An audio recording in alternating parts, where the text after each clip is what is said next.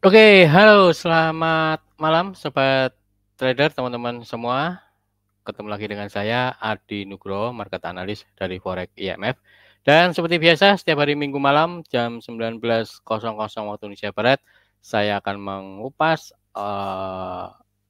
outlook pergerakan sepekan ke depan. Baik, nanti kita akan lihat kira-kira selama sepekan ke depan ada data penting apa yang jadi perhatian market selama seminggu ke depan.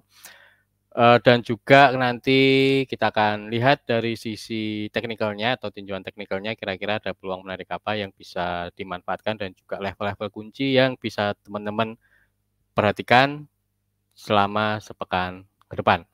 Oke, nggak usah membuang banyak waktu, langsung saja kita kupas outlook pergerakan selama sepekan ke depan. Dan seperti biasa kita cek dulu ya data ekonomi penting apa yang akan dirilis selama sepekan ke depan. Sebentar, saya share screen terlebih dahulu. Oke, seperti biasa teman-teman bisa lihat aja di website kami di www.forexmf.com di bagian ini ya, referensi trading, pilih aja ekonomi kalender. Nah, kita cek pekan ini ada data penting apa. Dari Eropa itu ada data CPI di hari Selasa tanggal 19 Desember. Jadi setelah kemarin ECB mengeluarkan kebijakan moneternya, suku bunganya tetap ya tidak berubah.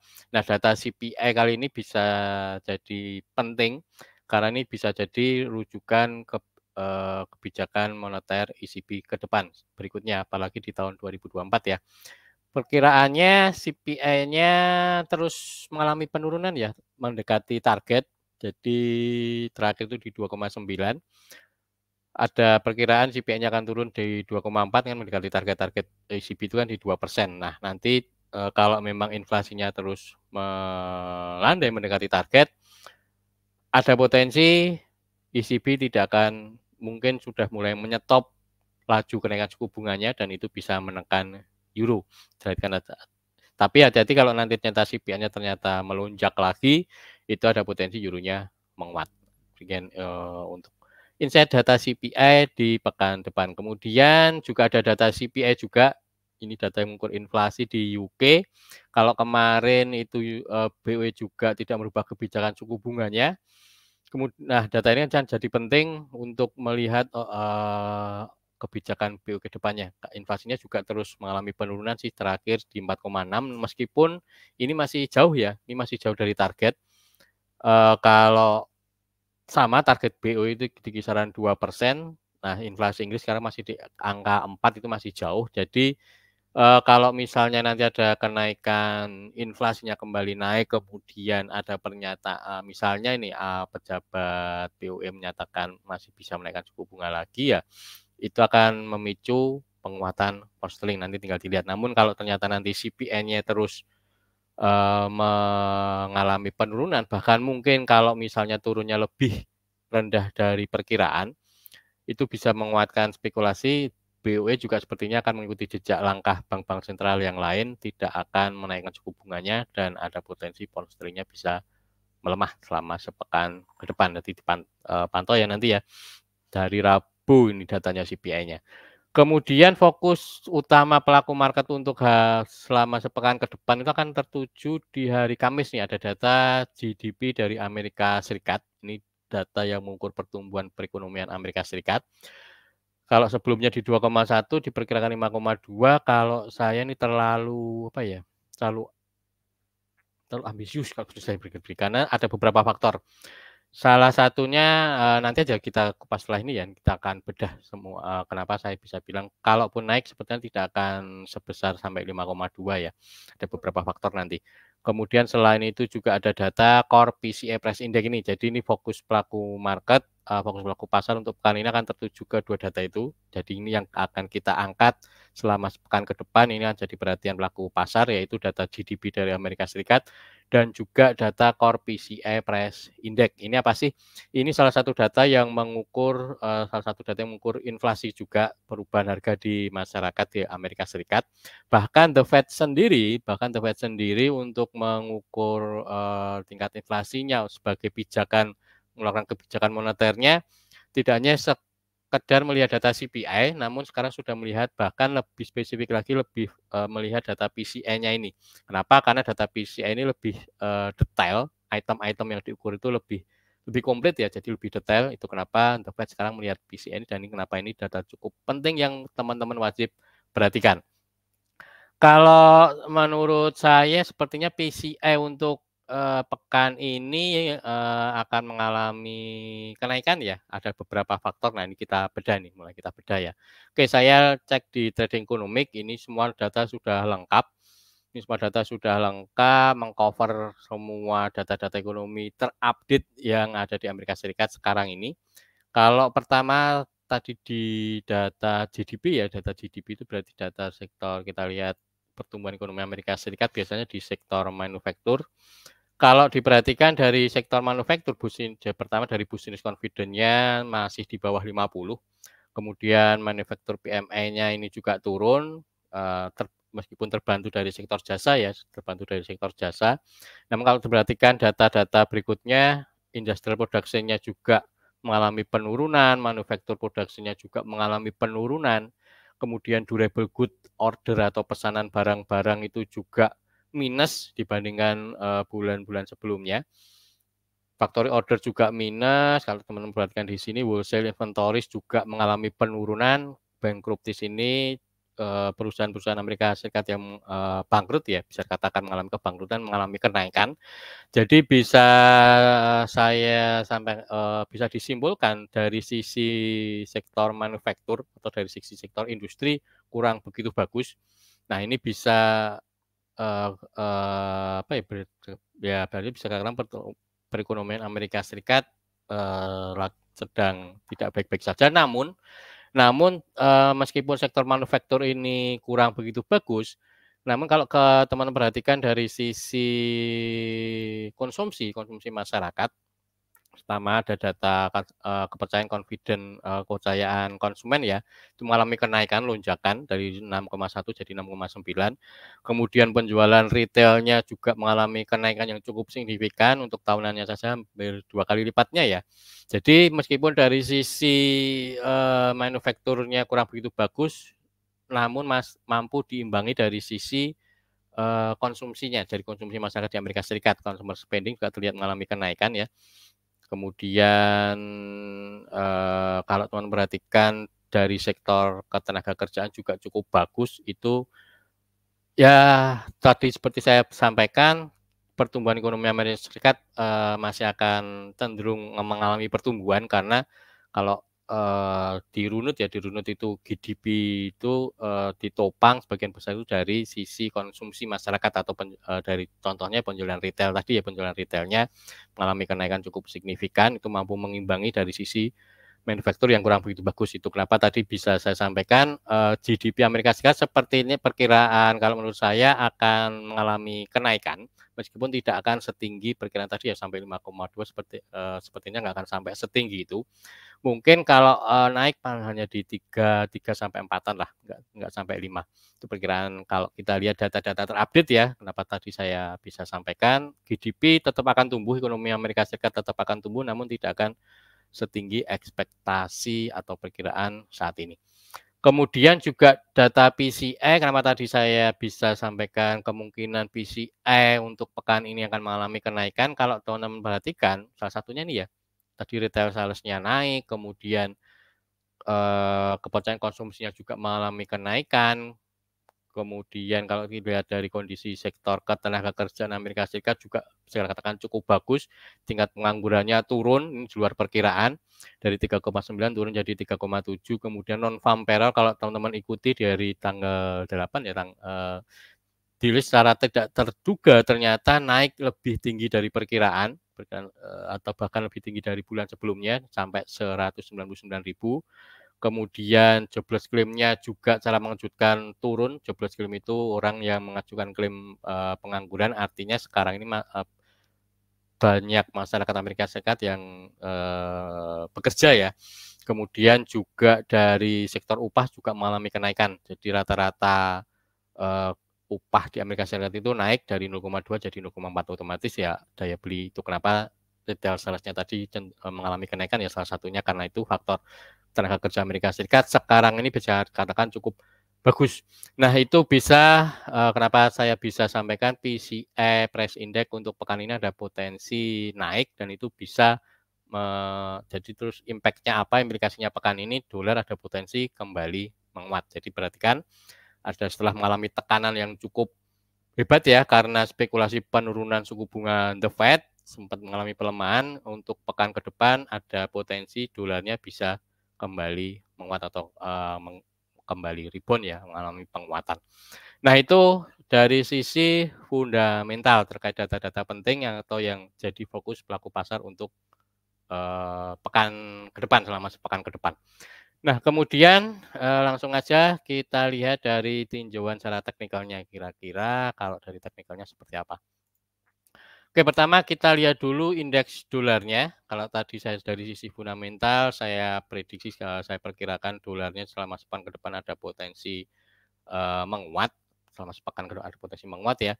Oke, kita cek dari grafik, sebenarnya kita breakdown dulu ya dari time frame tertinggi. Nah, kalau teman-teman perhatikan di week-nya ada yang menarik, teman-teman tarik trendline. Nah, kalau dilihat dari garis trendline yang terbentuk ini, terlihat sempat melemah ya dari sebelumnya dolarnya sempat melemah, namun ketahan trendline ini. Nah, sekarang ketahan trendline ada potensi mana ini panahnya ini, sebentar. Ada potensi pekan depan ada potensi dolarnya bisa rebound, ada penguatan dengan catatan selama ini ya selama trendline tidak mampu ke break ini ada potensi dolarnya bisa kembali naik atau menguat. Ini dari weekly-nya. Kemudian kalau kita turun lagi ke daily-nya juga ada yang menarik. Nah, daily-nya kalau teman-teman tarik garis Fibo, nah sempat turun-turun, ketahan di 61,8% Fibo ini, ketahan di 61,8% Fibo ini. Ini level kuncinya ya 61,8 tidak mampu break, bisa katakan false break di 61,8 Fibo. Ini juga memberi indikasi ada potensi dolarnya bisa menguat atau kembali rebound. Itu dari daily. Kemudian kalau kita breakdown lagi, teman-teman breakdown lagi, kita cek di time frame yang lebih kecil. Karena kita ini kan weekly outlook ya, jadi acuannya secara mingguan biasanya di H4. Nah, di H4 juga ada hal yang menarik, kan ini saya zoom ya. Kalau kita lihat di H4 ini ada candle inside bar terbentuk. Cepat turun, nah kemudian bentuk candle inside bar dan ini pekan atau dari Jumat kemarin sudah berhasil break high dari mother bar ini ya. Nah, sudah tembus high dari candle mother bar ini juga ada potensi dolarnya selama sepekan ke depan ada potensi dia akan up. Ini juga kalau biasanya ada candle seperti ini, seperti candle hammer di atas, kemudian diikuti candle bullish, biasanya akan diikuti akan lanjut naik ya. Nah, ini naiknya sampai mana? Kalau indeks dolarnya teman-teman perhatikan, paling enggak ini ada tahanan di sini ya, ada tahanan di sini. Paling enggak dia akan ke dolarnya bisa naik, indeks dolarnya bisa naik ke area sini dulu 104 sampai 104.50-an lah ke area ini. Jadi ada potensi selama sepekan ke depan ada potensi dolarnya akan naik setidaknya akan menguji area resisten ini di kisaran 104 sampai 104.50 nanti tinggal dipantau sama sepekan ke depan. Kalau misalnya ternyata ini mampu break, resisten ini mampu break ya dolarnya akan bisa lanjut naik lagi atau dolarnya bisa melanjutkan penguatannya. Namun kalau nanti tidak break ya ada potensi dolarnya bisa kembali melemah. Namun setidaknya selama sepekan ke depan ini ada potensi dolarnya bisa naik dulu sampai area resisten inilah 104 di 1400 sampai 1450-an. Oke, itu dari indeks dolarnya. Jadi teman-teman sudah punya gambaran selama sepekan ke depan tinggal teman-teman transaksinya atau trade-nya di pair apa ya. Berarti kalau dilihat kondisi seperti ini dolarnya ada potensi menguat, berarti pair yang USD-nya di belakang misalnya Euro USD, GBP USD ada potensi turun, sementara untuk pair yang USD-nya di depan ada potensi akan naik. Oke, itu kalau kita lihat dari indeks dolarnya, kemudian kita cek lagi untuk emas, nah yang favorit ya.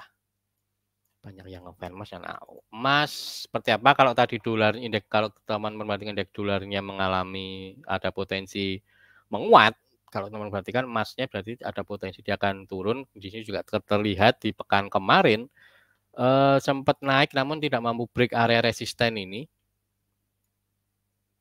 Ya, resisten yang cukup kuat ini. Nah, tidak mampu break area resisten ini, di pekan kemarin turun lagi. Nah, kalau teman-teman perhatikan, ini juga kenapa saya juga bisa bilang emasnya pekan ini ada kemungkinan bisa turun dulu. Ada potensi emasnya bisa tertekan. Ini ada candle bearish engulfing ya. Di area resisten untuk candle bearish engulfing ini salah satu indikasi emasnya bisa turun. Kemudian turunnya sampai mana pertama kalau mungkin selama ke depan ini akan ke sini dulu ya. Ini kayaknya di area support nih. Nah, jadi untuk emas kalau support kuatnya nanti ada di sini. Nah, ini target selama sepekan ke depan nih. Kalau turun-turun dia akan balik lagi ke area support ini, di area support ini ya. Jadi untuk outlook emas selama sepekan kalau pergerakannya mungkin saya prediksi akan seperti ini sebentar. Ini karena ada support ya di 2000, sebentar saya catat ini. Di berapa ini? 2017, 2008 mungkin catat di sini ya. Ada support di pertama di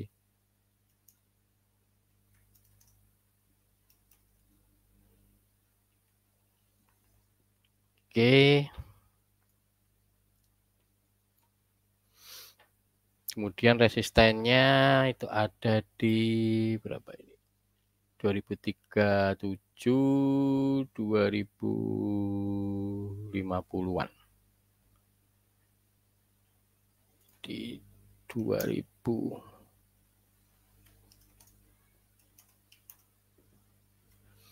Kita main area aja ya. Oke. Nah, untuk emas sebenarnya saya catat sekalian area support bawahnya di 70-an, 70 sampai 80-an. Yo hilang. Saya catat 1970.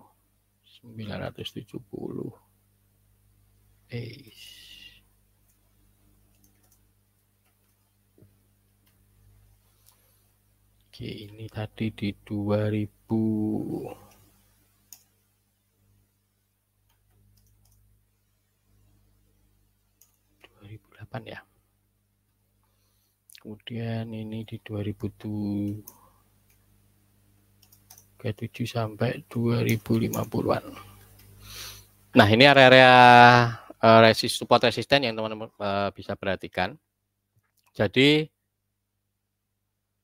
kalau emas kalau menurut saya selama sepekan ke depan akan seperti ini. Kebetulan ada di area support, ada potensi awal-awal pekan dia bisa rebound naik dulu. Kemudian bisa turun lagi, pullback lagi, balik lagi menguji area ini ya, support ini berubah jadi area resisten dan kemudian akan turun sampai ke area support kuat di 1980 sampai 1970-an. Ini target emas selama sepekan ke depan. Jadi kalau tadi dari sisi fundamentalnya ada potensi dolarnya malah penguatan, berarti emasnya ada selama sepekan ke depan ada potensi turun. Kalau pergerakannya ya pertama dia akan uji area support ini dulu 2018-2008 ini, kalau tembus 2008 ada potensi emasnya akan lanjut turun ke area, perhatikan aja area swing high ini ya, lembah ini di 1980-an sampai 1970-an itu target emas kalau turun bisa sampai sini. Namun hati-hati waspadai kalau ternyata selama sepekan ke depan ternyata berhasil break area resisten ini ya. Kalau sampai ternyata break area resisten ini berarti kuncinya nanti di sini, ini ada potensi emasnya akan naik. Jadi selama area resisten ini belum berhasil ke break, emas masih bisa, kalaupun naik-naik ya hanya masih batas koreksi, masih bisa lanjut turun lagi. Namun kalau misalnya ternyata nanti emasnya misalnya naik-naik ternyata break di 2050-an ini, itu baru ada potensi emasnya akan lanjut naik. Jadi untuk skenario-nya selama sepekan ke depan masih bisa cari peluang sell di emas dengan batasan risiko di sini ya, di 2050-an ini teman-teman bisa pasang SL di atas 2050-an. Targetnya terjauh bisa terdekat sih kalau tembus di 2008 ini target pertama, di area support ini di 2008-an ini ya. Tapi kalau target terjauhnya bisa ke area swing low ini, di 1980 sampai 1970. Untuk SL-nya pasang aja di atas ini. Atau nanti kalau misalnya ternyata ini break, teman-teman bisa switching atau balik badan, cari peluang buy di 2000, di atas 2050-an, teman baru bisa cari peluang buy. Oke, mungkin untuk outlook selama sepekan, sampai di sini dulu. Mudah-mudahan bermanfaat, bisa membantu teman-teman. Jangan khawatir kalau untuk peluang-peluang di pair-pair yang lain, atau kalau misalnya nanti ada perkembangan terupdate di market, misalnya ada breaking news, atau misalnya sinyal-sinyal untuk intraday ya, untuk harian, untuk time frame yang lebih pendek, teman-teman yang sudah join di grup Telegram VIP Forex GMF, stay tune, pantau aja, ikutin aja, kita nanti akan selalu update di grup Telegram VIP Forex GMF, atau mungkin teman-teman ada hal yang ingin ditanyakan, nanti bisa langsung kita ngobrol-ngobrol bareng di grup Telegram VIP Forex GMF. Oke, mungkin itu dari saya. Sekali lagi mudah-mudahan bermanfaat. Saya Adi Nugroho undur diri. Selamat malam dan salam profit.